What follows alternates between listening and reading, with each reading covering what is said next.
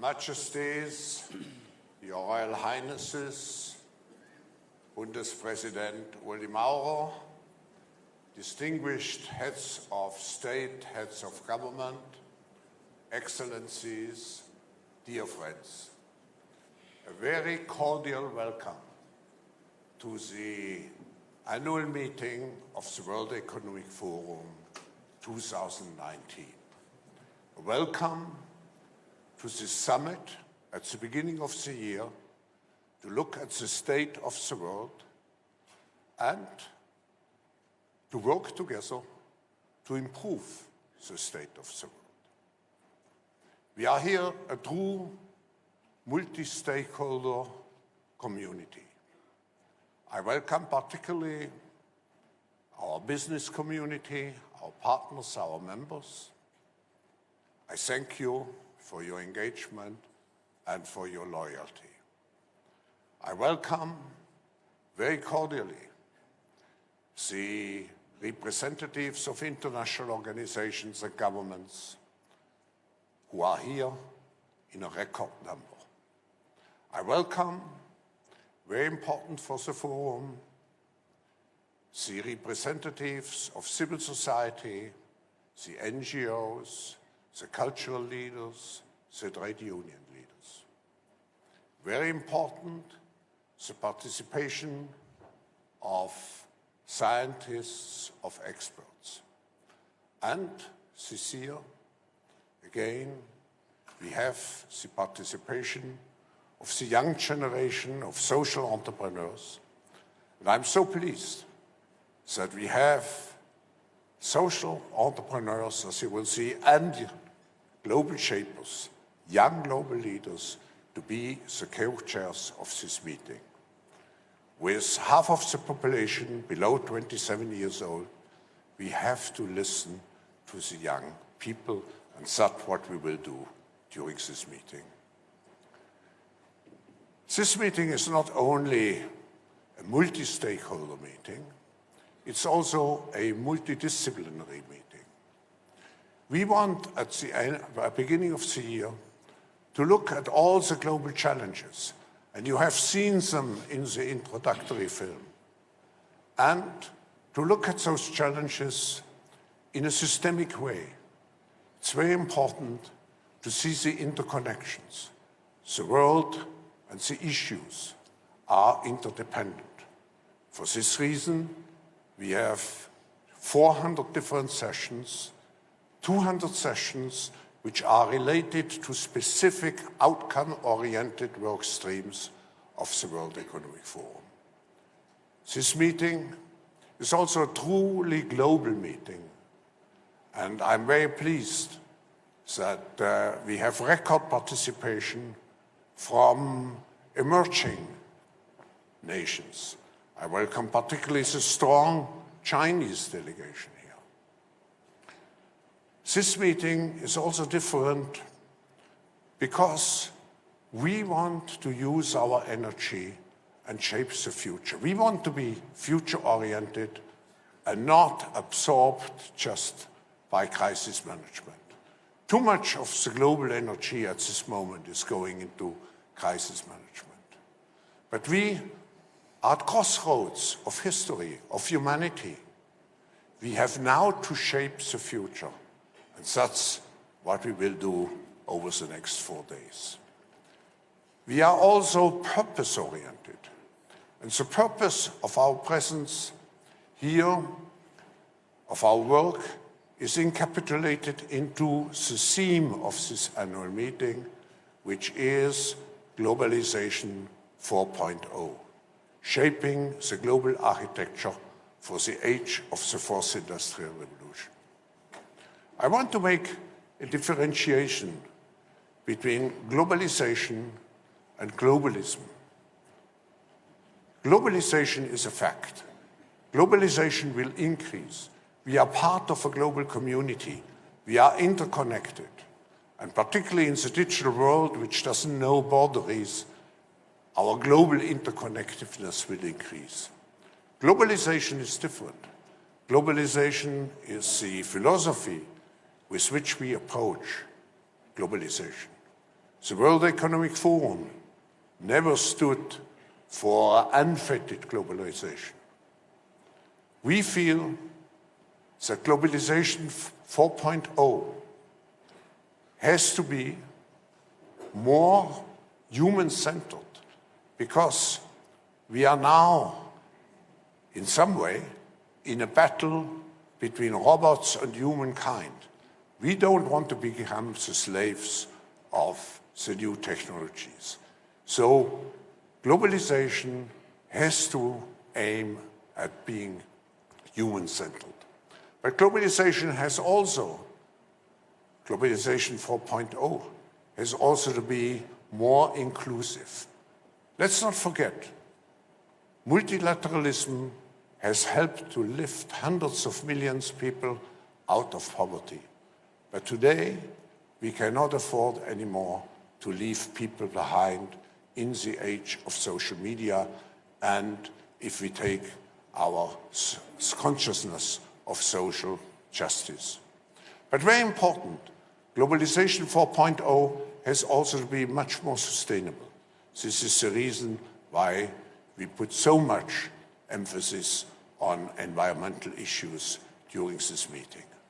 And let me close just saying we need also a remoralization of globalization to recreate a values-based approach to globalization.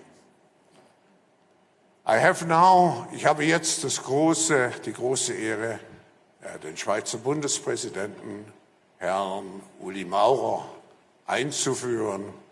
Herr Bundespräsident, Sie sind seit etwas über 10 Jahren Mitglied des Schweizer Bundesrates. Sie kamen vor 7 Jahren zu uns, damals als Verteidigungsminister, Minister of Defense, heute als Finanzminister. Sie sind für mich eine Art Symbolfigur, symbolisch, um Altes mit Neues zu verbinden. Sie haben das auch in Ihrer Neujahrsrede zum Ausdruck gebracht. Wir müssen Brücken schlagen und die Schweiz ist bekannt als das Land, das aufgrund von Werten versucht, Brücken zu schlagen. Und in diesem Zusammenhang möchte ich Ihnen, dem Schweizer Bundesrat, allen Schweizer Behörden, vor allem aber auch dem Kanton und der Landschaft Davos im Namen aller Teilnehmer ganz herzlich danken für die Gastfreundschaft, die wir seit so vielen Jahren hier genießen können und die sicher für unseren Erfolg ausschlaggebend ist. Ich möchte in diesen Dank auch einbeziehen die Hunderten, die Tausenden von Leuten, die unser Leben hier produktiv und sicher gestalten. Herr Bundespräsident, darf ich Sie bitten, die Eröffnungsrede zu halten.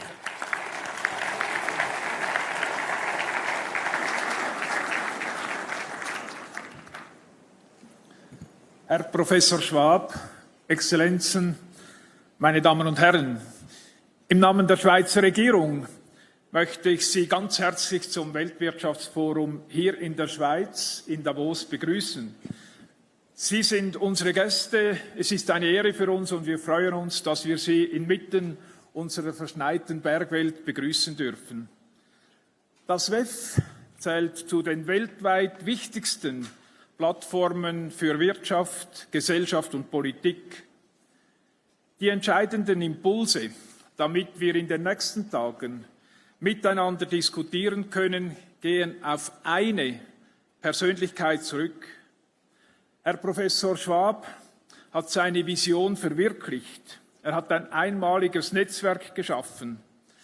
Lieber Klaus Schwab, liebe Frau Schwab, ich danke Ihnen persönlich im Namen der Schweizer Regierung und im Namen von uns allen, Tausenden von Teilnehmern, für diese Initiative. Sie haben es verstanden, diesen Anlass ohne eine versteckte Agenda, unabhängig und ausgewogen, in der neutralen Ort in der neutralen Schweiz zu einem Ort der persönlichen Kontakte zu gestalten. Und es sind persönliche Begegnungen, die für ein besseres gegenseitiges Verständnis beitragen.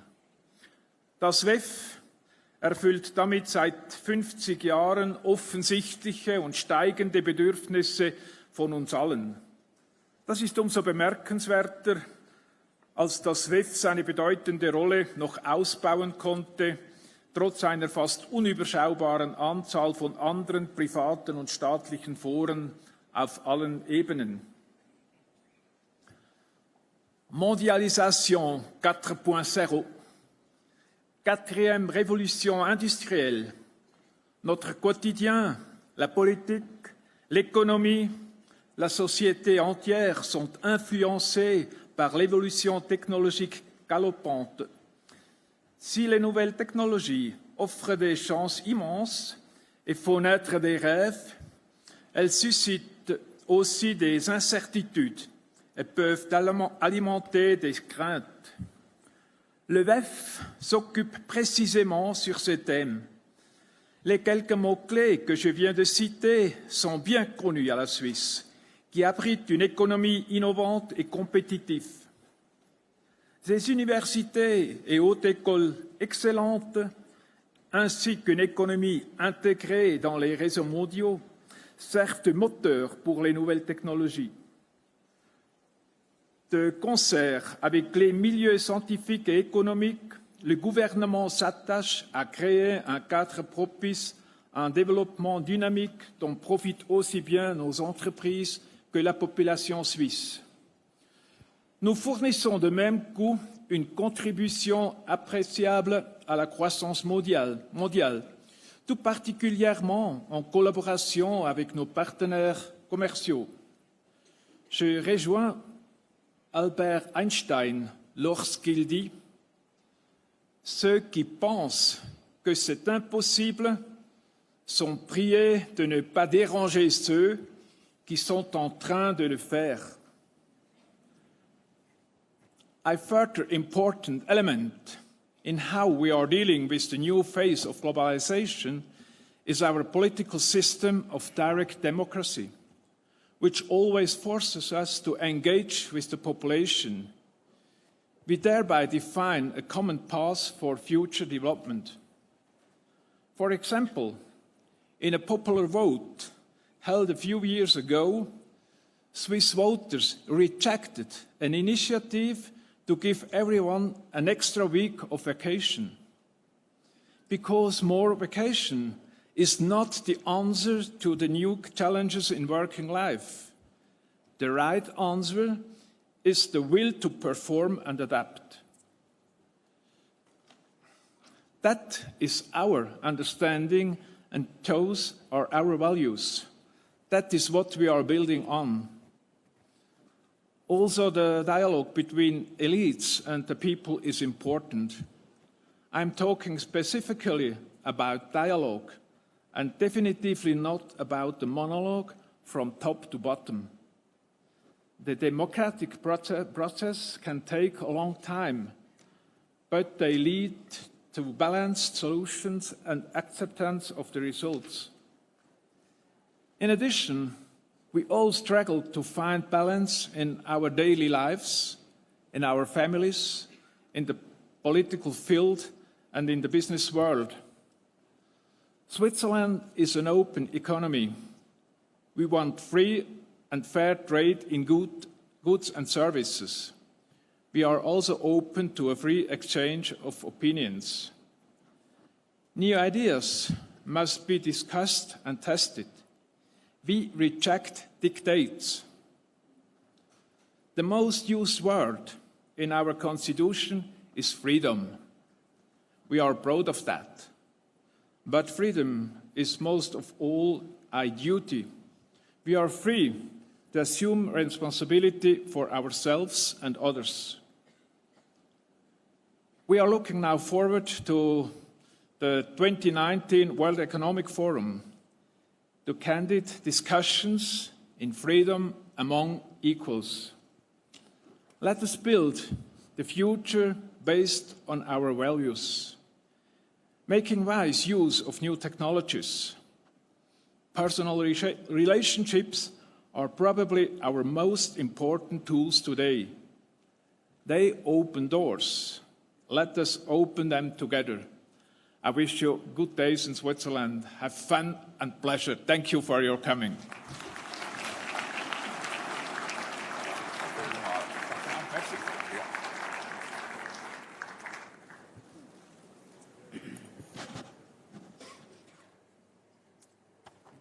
We thank you very much, Bundespräsident Uli Maurer.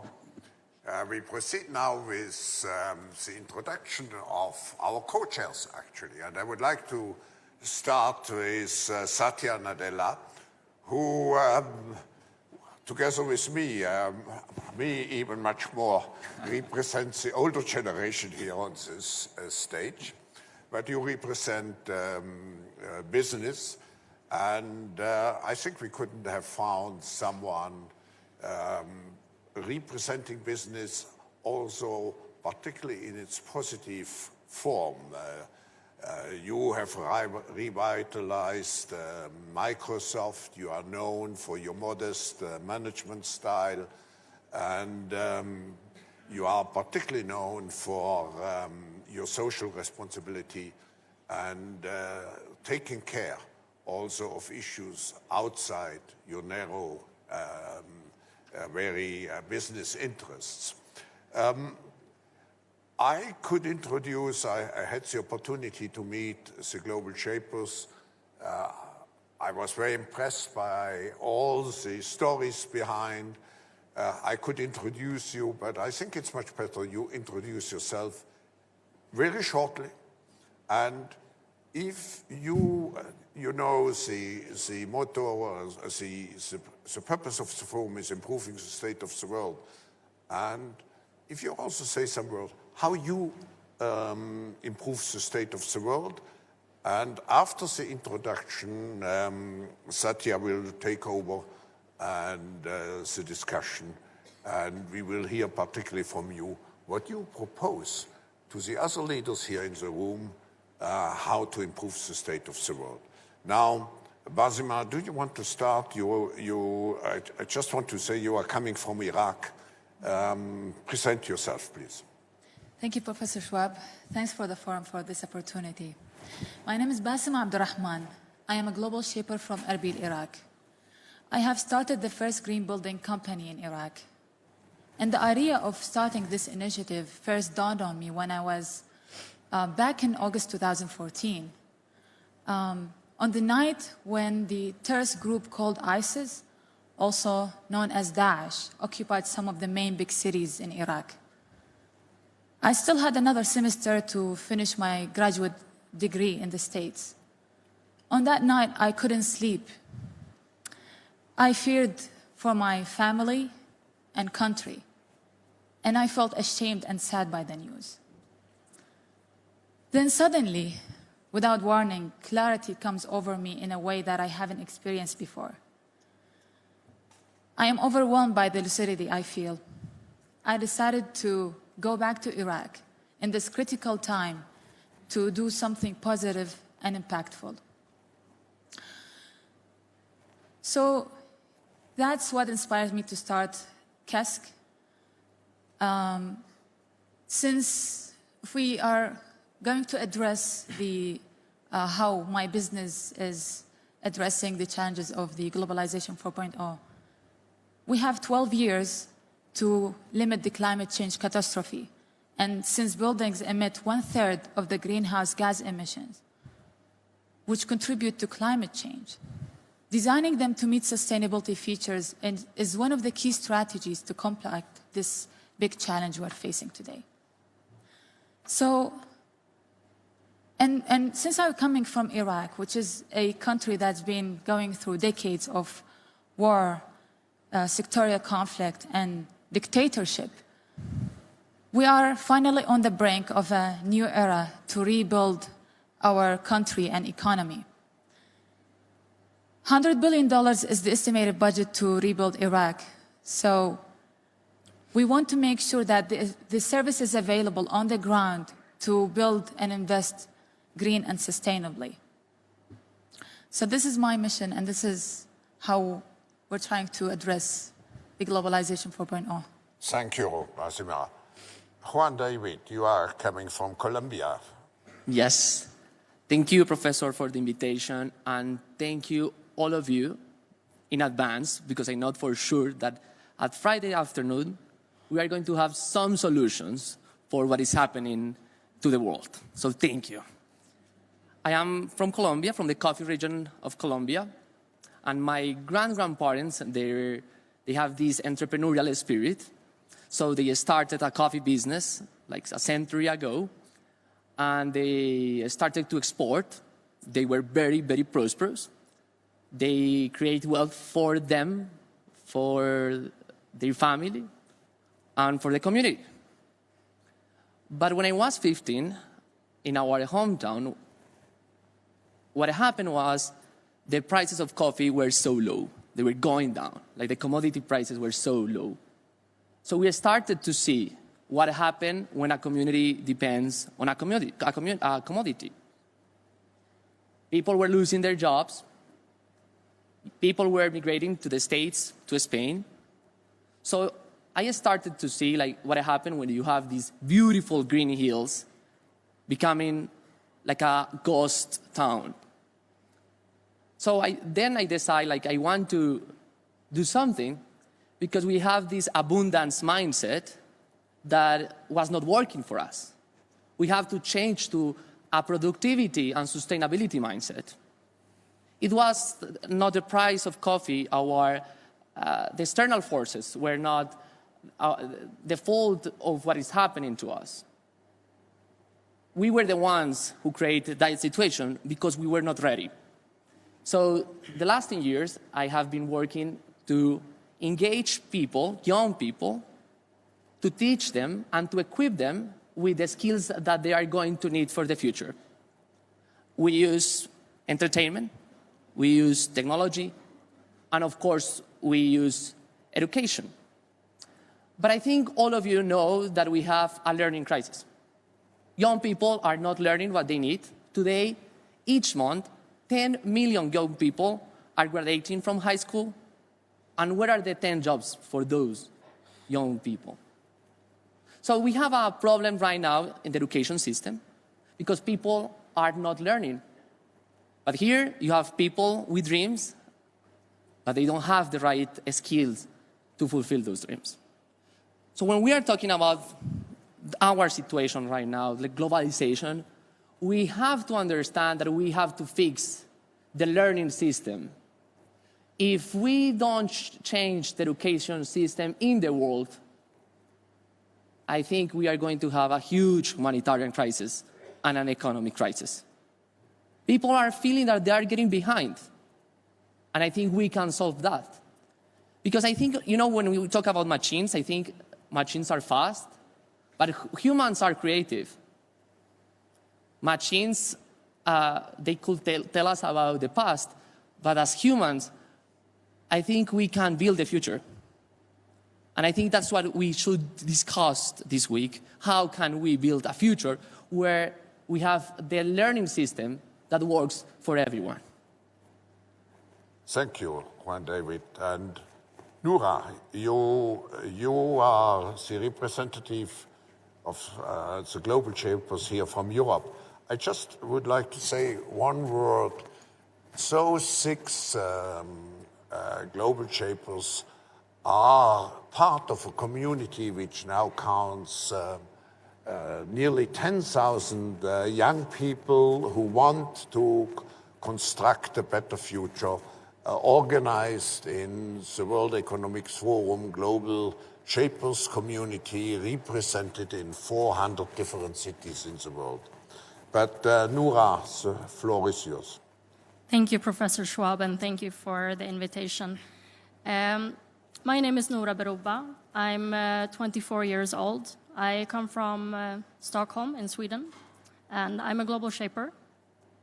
I want you for 1 second to look at the walls next to you, or any walls, and imagine all the people that are outside of these halls. the billions of people that we just saw on the screens who are facing struggles or part of our communities. And I want you to think, these are not threats, these are not problems, these are change agents and opportunities. And if we want to create a world where we tackle our common challenges, we need to work with the people outside of these halls. I believe in the power of people, and I believe in a society where everyone is empowered to shape their own life and that of their community and society.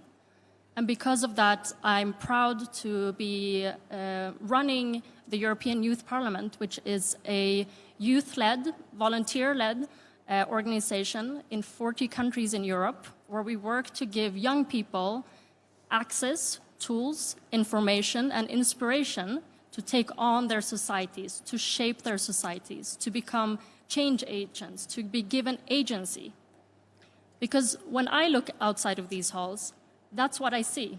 I don't see problems, I see opportunities.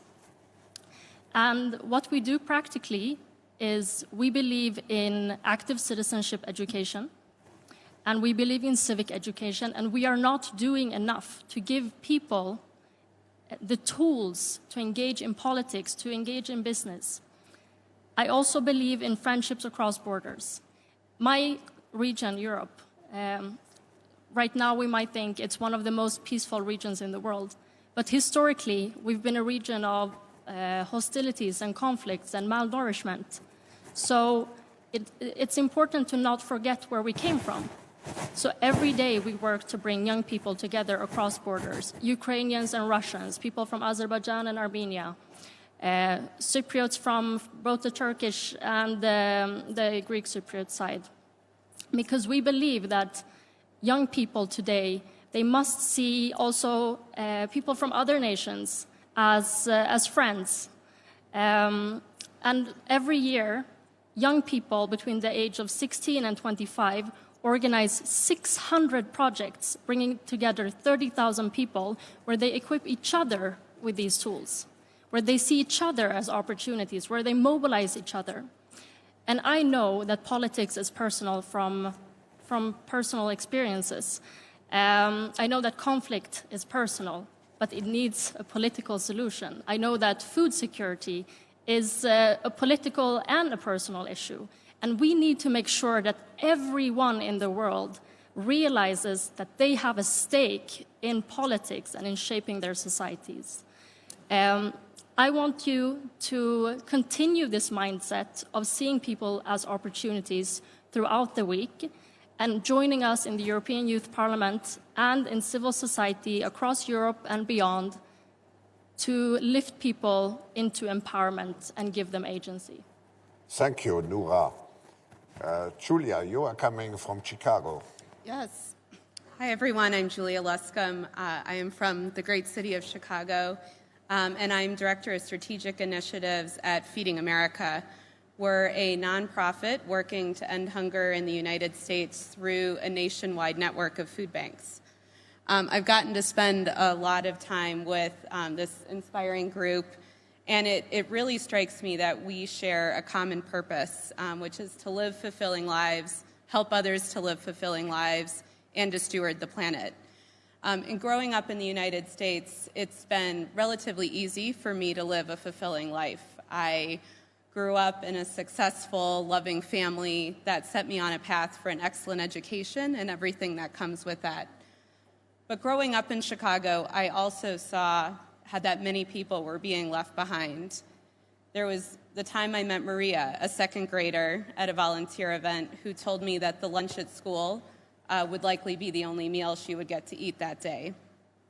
The street I grew up on my side, had only white people, and on the other side of the street, an affordable housing complex had only black people. These were just a few of early exposures I had growing up in a big city to the deep-seated systemic inequities that I continue to see in my community, my country, and the world. I'm sure you see them too, day in and day out. And like me, you must wonder and constantly ask the question, what would I want the world to look like if I was born into different circumstances? What supports would I want to be available if my situation changed and me or someone I was close to fell on hard times? What systems and processes would I want to be in place if I, like my fellow co-chair Mohammed, was a refugee and didn't have a passport?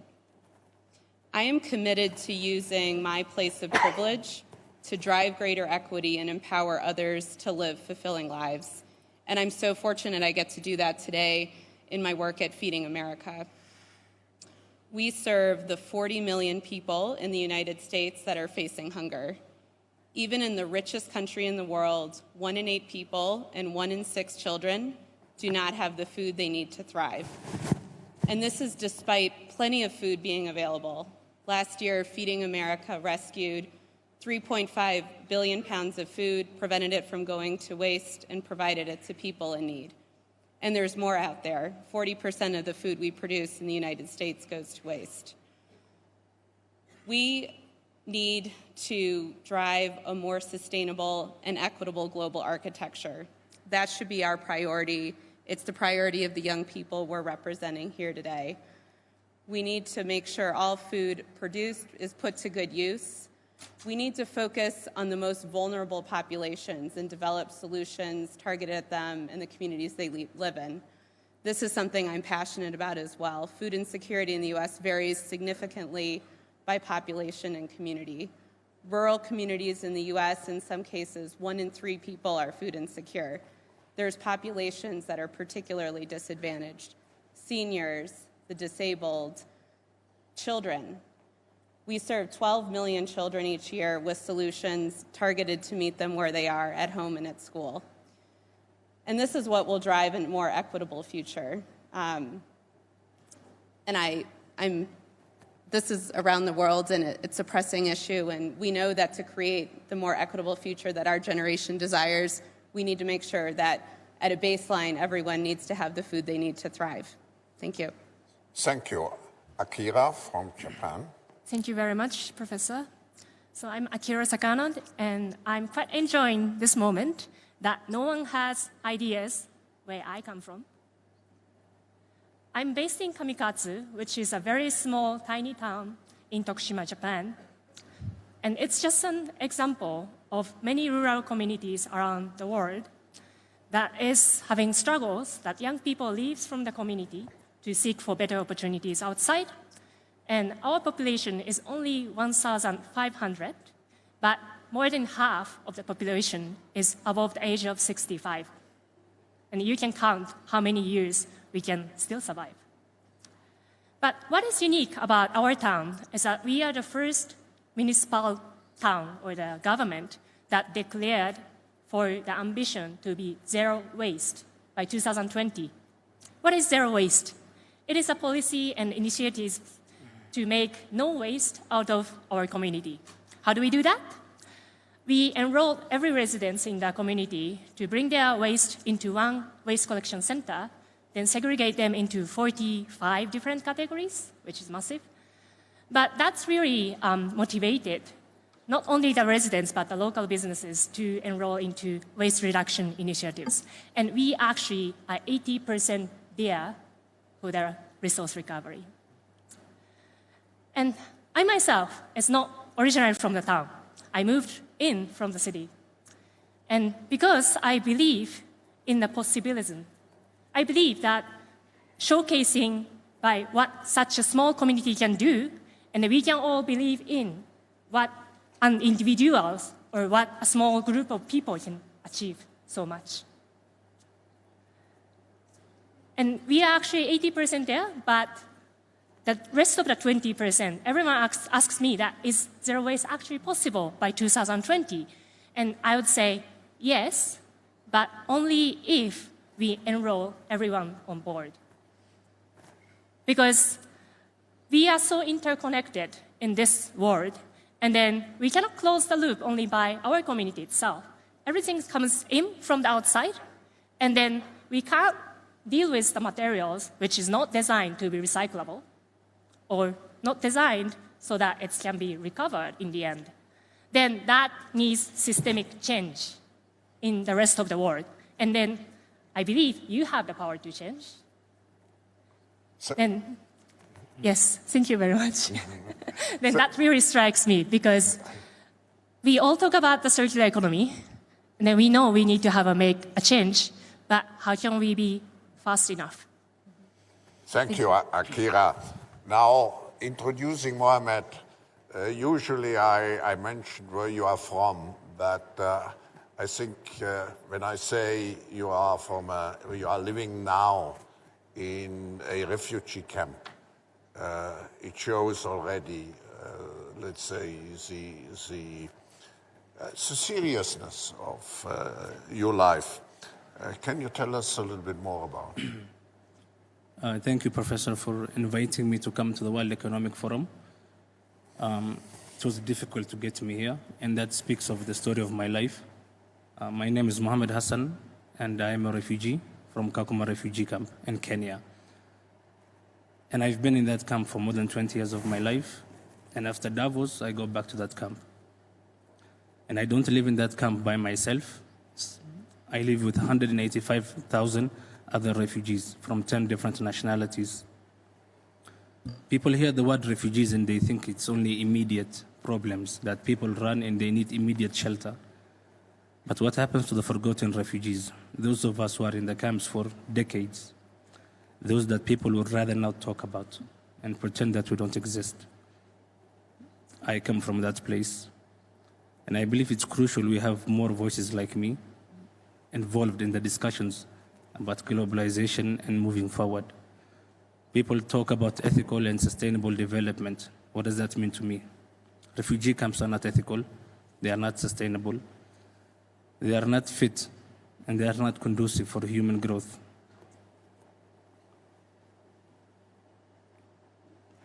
People want to be ethical to robots, they want to discuss those solving death, and we don't want to focus on the human suffering.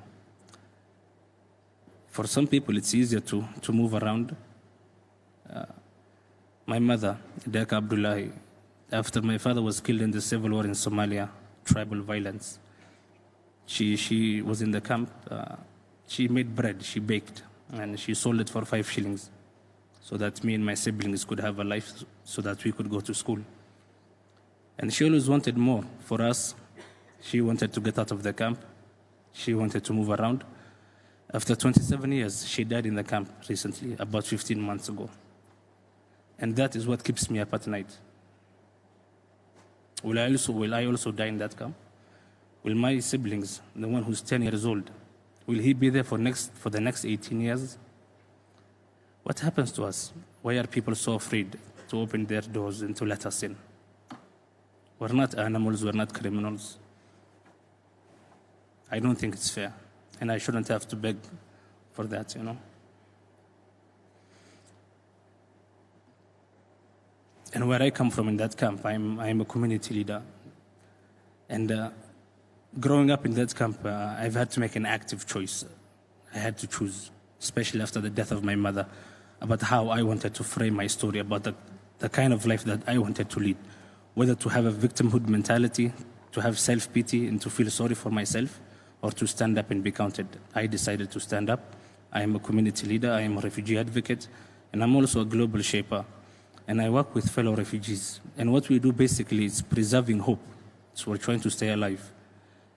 And it's hard for some people to understand that, living in confinement, in uncertainty, not knowing where you will go. It's difficult.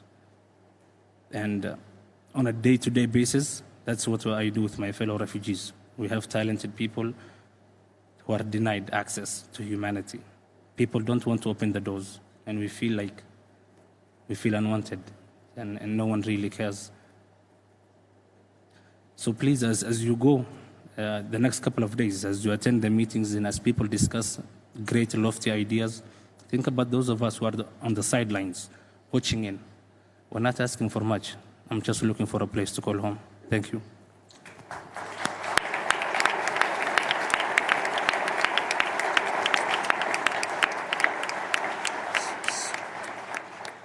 Thank you, Mohammed, and thank you also for having built inside the camp a global shapers community.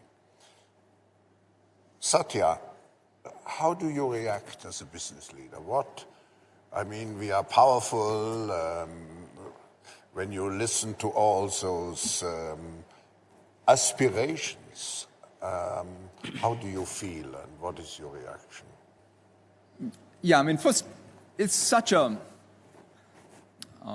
privilege, I would say, to be part of this panel. To listen to you and your stories and your vision for a better future for all of us, the initiative you've taken, and Mohammed's sort of capstoning of that energy, that drive, and that need is moving. And I love the line you sort of said even. It's not of, your stories are inspirational, but the question is, what are we going to do as inspired recipients of what we just heard? For me, I start, quite frankly,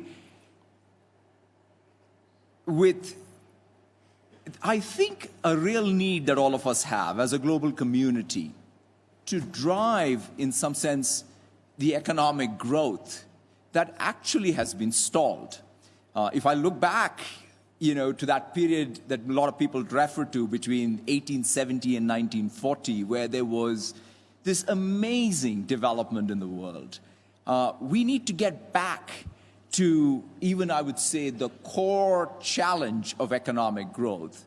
But we know we have a second, perhaps even more important challenge going forward, as exemplified by all of what was said, which is this next phase of globalization does need to deliver economic growth, but really needs to deliver it such that there's equitable growth. That's it. We have a dual challenge going forward. So what's that architecture that allows us to tackle both? On the first one, I'm very optimistic, because this fourth industrial revolution, in some sense, the core source of it is a much more malleable resource. The technology that can drive economic growth and the innovation that's needed. I don't sit here thinking that all of the innovation that is needed is here, but I'm optimistic that this malleable resource can perhaps more democratically make things more accessible, whether it's for countries, whether it's for small businesses, large businesses, public sector, private sector, all of that. So I feel more optimistic. I also am clear-eyed about some of the big challenges. I mean, in the industry I work in digital tech, we have very big unintended consequences. Privacy, cybersecurity, ethics around the development of technology, those are all things to be tackled. Skills. We know that the jobs of the future require different skills. So how do we really equip the people, the youth of the world, for these jobs? But the real question that you've all raised is, markets work, but there are limits. And the question is, in order to drive this economic growth in an equitable way, we also have to deal with the decoupling that's happening, the decoupling between economic growth and productivity growth and jobs and wages. And so this is really the challenge of our times. And I would say each of us will have to play a role. So I start even from my own responsibility. So for example, at Microsoft, one of the things that I've recognized is, instead of just talking about all the things that we do outside, starting with our own employees, their own benefits. Are we doing the right thing with parental leave, with sick leave? Now, of course, Microsoft has full-time employees and many part-time employees. Are we